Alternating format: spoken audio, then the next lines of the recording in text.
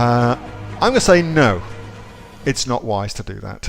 Why? Well, oftentimes a bank will not give a business loan to a startup business, which is what, from what you've said, Adam, what you'd be doing. It would be a startup business, unless your business is a franchise whereby the franchisor has got in the franchising document that they have to provide by law, they've got verifiable P&Ls of other franchisors, in which case you can often get a business loan for those sort of things, McDonald's and stuff like that.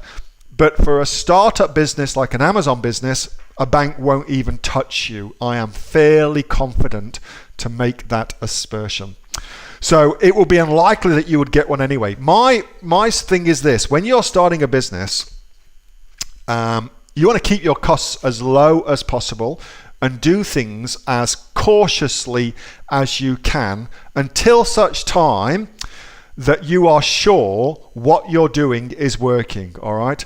Now, getting a business loan out does not fall into that criteria for me. So, for instance, with wholesaling, if you want to do wholesale, then you can wholesale very, very cheaply on Amazon and put things up, remarkably cheaply and get things done that way. So it doesn't make sense. Yeah. So Anthony here said his first wholesale product was $95 plus GST. So you don't need tons of money to start an Amazon business, and my strategy is be conservative until such time as you've proven the concept of your business, and then once you've done that, go hell for leather and throw as much money as you possibly can at it once you've proven that it works. That's my strategy. Cautious until you can open the floodgates. So I would say, Adam, that if I was going to do something, that's how I would do it. You've got to make your own choices, but that's what I would do, mate. Lots of folks use credit cards as well to do this, and you can do that for sure. Again, I don't do that, but I know lots of people do use credit cards to get themselves started. But you don't need tons of money to start an Amazon business. You just don't.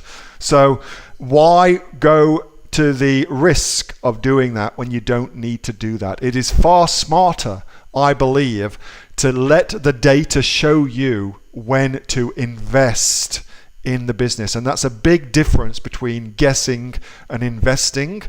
Guessing is, I think it's going to work, therefore I'm going to throw a couple of $1,000s at it. Investing is, I've got the data to show me if I put $2,000 in, I'm going to get $5,000 back. That's a much different business, and that's where I think you should get yourself to. Hey, thanks so much for watching that video, and I hope that you got some massive value from it. Before you go, do you live in Australia? If you do, this is for you. Would you like to learn how to sell things on Amazon here in Australia? Would you like to know what sells really, really well and what sells for the maximum amount of profit? Would you like to know where you can source those products from, whether that be in China or here in Australia, and how to source them so you pay bottom dollar and get maximum value for what you're doing? If you do, please subscribe to my channel and like this video, and you'll learn that and much more. It's the exact same information that people like Jeff from New South Wales have used to make $45,000 a month on Amazon, that Sue, who's from the sunny coast, has used to purchase herself a brand spankly BMW every single year as a result of her e-commerce business, and the lovely Kate